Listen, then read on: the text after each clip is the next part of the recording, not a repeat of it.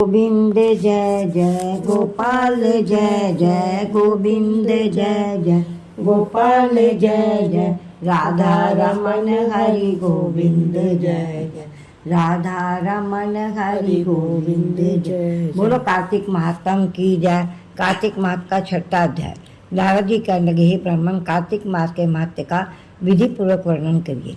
ब्रह्मा जी कहने लगे, हे नारद, तुम बड़े सज्जन पुरुष हो जो लोगों के हित के लिए ऐसे प्रश्न करते हो। अब मैं ऐसी कथा तुमसे कहता हूँ जिसके सुनने मात्र से पापों का नाश हो जाता है। हे नारद जी, सूत जी इसी नैमिषारण्य तीर्थ में सौनक आदि ऋषियों से कहते हैं कि ऋषियों साधुओं का सत्संग अति पवित्र होता है और संसार के पापों के भय को दूर कर देता है, ज्ञानियों को मोक्ष देता है, कामना वालों की कामना पूरी करता है। श्री गंगा जी पापों को नष्ट कर देती है, चंद्रमा ताप को दूर कर देता है, कल्प वृक्ष दीनता को नष्ट कर देता है, परंतु साधु समा पाप ताप दीनता तीनों को नष्ट कर देता है। इसका आधा क्षण भी मोक्ष को देने वाला होता है। इतनी वार्ता सुनकर ऋषि कहने लगे, हे सूत जी, अब कृपा करके कार्तिक माह के इतिहास तथा प्रसंग सहित सुनाइए। सब सूत जी कहने लगे, हे ऋषियों, एक समय भगवान कृष्ण से कमल जैसे नेत्रों वाली श्री सत्यभामा कहने लगे, हे कि मैं धन्य हुई, मेरे माता पिता भी धन्य हुए जिसने मेरे जैसी कन्या उत्पन्न की, जिसके पति आप भगवान हुए। आप 16,108 रानियों में सबसे अधिक मुझसे प्रेम करते हैं। जिस पृथ्वी के लोग कल्पना तक नहीं जानते वह मेरे आंगन में लगा हुआ है। अतः मैं आपसे एक बात पूछना चाहती हूँ, आशा मेरे हित के लिए आप वह बात अवश्य बताने की कृपा करेंगे।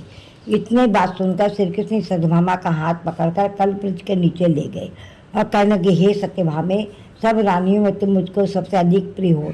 तुम्हारे स्नेह वश मैं इंद्र से विरोध करके या कल्पवृक्ष तुम्हारे सर्व से लाकर तुम्हारे आंगन में लगाया।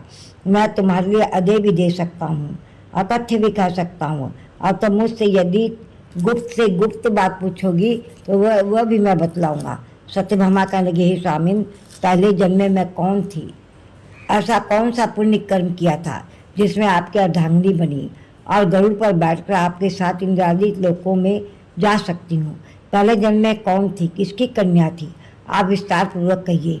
भगवान कृष्ण कहने लगे, हे सत्यभामे, तुम ध्यान पूर्वक सुनो, मैं सब वृत्तांत विस्तार से कहता हूँ। पहले सतयुग के अंत में मायापुर के अत्रि कुल में वेद तथा शास्त्रों को जानने वाला विदेव सर्वन नाम का एक ब्राह्मण रहता था। वह सूर्य का भगत था तथा दिन रात अतिथियों की सेवा किया करता था।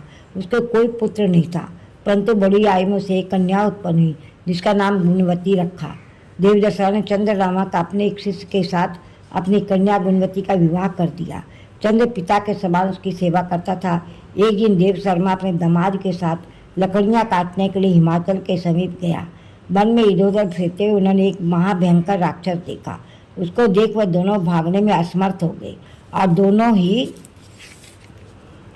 दोनों उस राक्षस के हाथ से मारे गए, परंतु उस क्षेत्र के प्रभाव और अपने कर्मों के कारण हमारे वैकुंठ धाम को प्राप्त हो गए।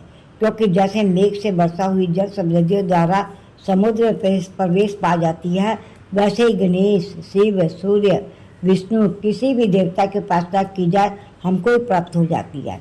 इसी प्रकार वे दोनों सूर्य के भक्त हमारे दूतों द्वारा विमान में बैठकर हमारे लोक को प्राप्त हो गए। उन दोनों का मरण सुनकर गुणवती बड़ा रुदन करने लगी। आप पुकारने लगी, हे पिता, हे पति, तुम्हारे बिना मेरा निर्वाह कैसे होगा? मैं किस प्रकार जीवित रह सकूंगी? तुम मुझे छोड़कर कहाँ चले गए? मेरे अन्न तथा भोजन का प्रबंध कैसे होगा?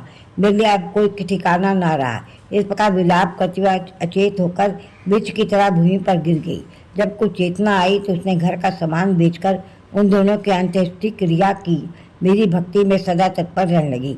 इसी प्रकार कार्तिक मास आ गया। वह कार्तिक के व्रत करने लगी, तथा एकादशी का व्रत भी करने लगी, और दोनों ही व्रत भगवान का अति प्रिय है तथा मुक्ति और ऐश्वर्य को देने वाली है। कार्तिक मास में तुला के सिर में जो प्रातः का स्नान करता है, जागरण तथा दीप दान करते हैं, उनके महापातक नाश हो जाते हैं। जो मंदिर में जाकर झाड़ू देते हैं या भगवान की पूजा करते हैं वह जीवन मुक्त हो जाते हैं। जो तुलसी के वन की पालन करता है वह फिर संसार में आकर जन्म नहीं लेते। एक दिन वह ज्वर से पीड़ित हो गई, तब भी दुर्बल शरीर वाली गुणवती गंगा स्नान को गई। एतव गंगा जी में प्रवेश करते ही शीत के मारे उसकी सब देह कांपने लगी और वह शिथिल होकर वहीं गिर पड़ी। उससे हमें हमारे दूत सुंदर विमान में बिठाकर उसका हमारे पास ले आए, हमारे धाम में ले आए। यह कार्तिक के व्रत का प्रभाव था। फिर द्वापर में ब्रह्मादि देवताओं की प्रार्थना पर इस पृथ्वी का भार उतारने के लिए हमने कृष्णा अवतार लिया। उस समय हमारे भी सब देवगण यादव बने। तुम्हारा पिता देव शर्मा सत्यजीत हुआ, चंद्र शर्मा अक्रूर हुए और तुम गणवती सत्यभामा हुई। कार्तिक के व्रत के प्रभाव से तुम हमारी प्यारी हो। तुमने आजन्म तुलसी के वृक्ष का पालन किया, इसी से तुम्हारे आंगन में कल्प वृक्ष है। कार्तिक में तुमने दीपदान किया, इसी से तुम्हारे घर में लक्ष्मी स्थित है। जो कार्तिक मास में तुमने व्रत किए उसी को तुम हमारी अर्धांगिनी हुई। जो कि कार्तिक मास में व्रत आदि करते हैं वह हमको तुम्हारे समान प्रिय होते हैं। अन्य दूसरे जप तप यज्ञ दान आदि कार्तिक मास की 16वीं कला के बराबर भी है। बोलो कार्तिक महात्म की जय, लक्ष्मी नारायण की जय, राधा कृष्ण की जय। भजमन नारायण नारायण नारायण, श्रीमन नारायण नारायण नारायण, सत्य नारायण नारायण नारायण।